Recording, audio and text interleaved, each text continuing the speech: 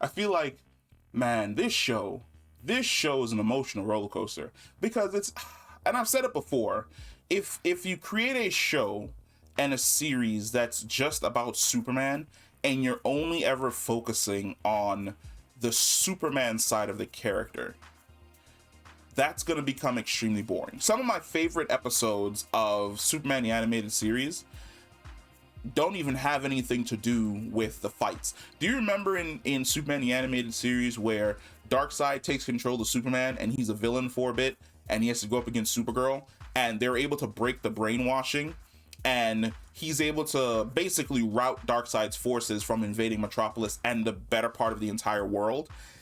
There is about 5 minutes at the end of that episode that, in my opinion, is the greatest 5 minutes of Superman content ever. Because there's that police officer that's always been on Superman's side. And he basically tells Darkseid to fuck off and go back to his world. Because, you know, he'd never conquer Earth because we've got Superman and because, you know, the human spirit. And Darkseid is like, you know, oh, I'll go back to my world. But before I go, and he fires off an Omega Beam and Superman's ready. He's like, oh, you finna hit me with this? This shit don't kill me? And it like zooms around him and it kills the cop. And he just loses his shit. Like he's crying and he's like punching the tank into the ground. And then he's at like the dude's funeral later on. And he's like, you know, I'm a hero, but he rallied the humans and then also was able to help me remember what exactly it is that I fight for. It's that human element of Superman that is absolutely fantastic that this show fucking nails, because Clark is trying his best to continue to be Superman while holding on to the pieces of the fact that his wife is probably going to die from something that he won't be able to stop. And then seeing General Lane, who's basically been like this hard ass that rarely shows emotion, break down and start crying when he discovers that, like, you know, Lois has cancer and it's stage 3 and it's aggressive and she might probably die. Great. That is fantastic writing. But then having that only be one side of the coin of the episode, where you have Lois basically trying to run away from the diagnosis and what she's facing because she doesn't want to seem weak.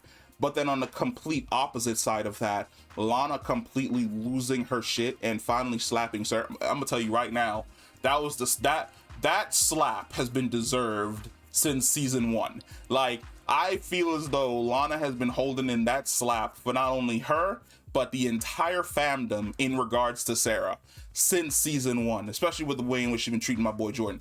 Like, when she slapped her, I was like, oh my God, finally, somebody did it. Somebody in this household, like, delivered a we need you back in reality slap because you are on some extra shit right now.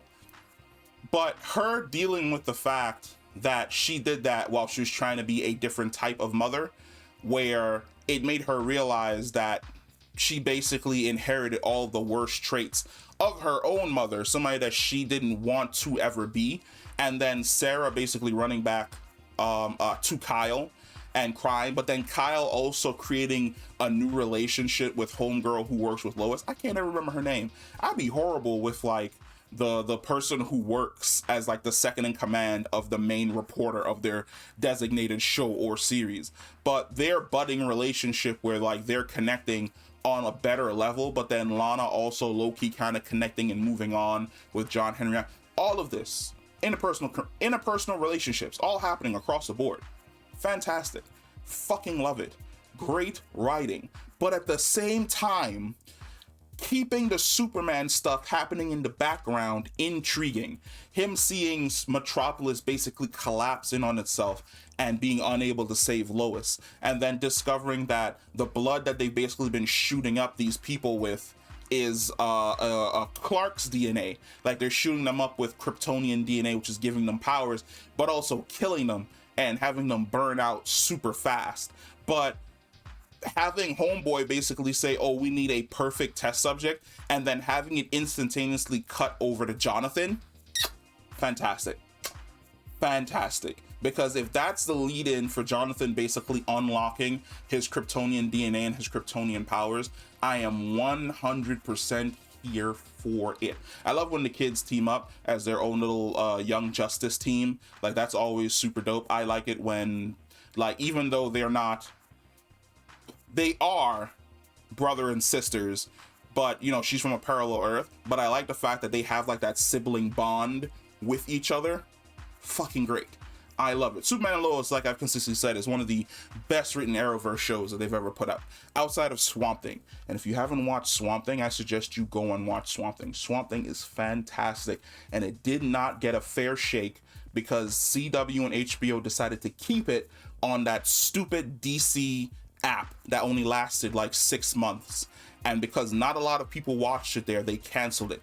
But it had the potential of being probably, I would say, top 3 in regards to all the shows that the Arrowverse basically had existing at some point in time, like the last 5 years. But yeah, Superman and Lois, super dope. I can't wait to see, like, I honestly, this is the only show from the Arrowverse still that has me looking forward to watching an episode the very next week. Because like The Flash, I dread the episodes, but Superman and Lois, you got me. So maintain this trajectory, maintain this course, and we are gonna have an absolute fucking ball. But yeah, let me know what you thought about this most recent episode of Superman and Lois. Comment down below, and I will catch you in the next one.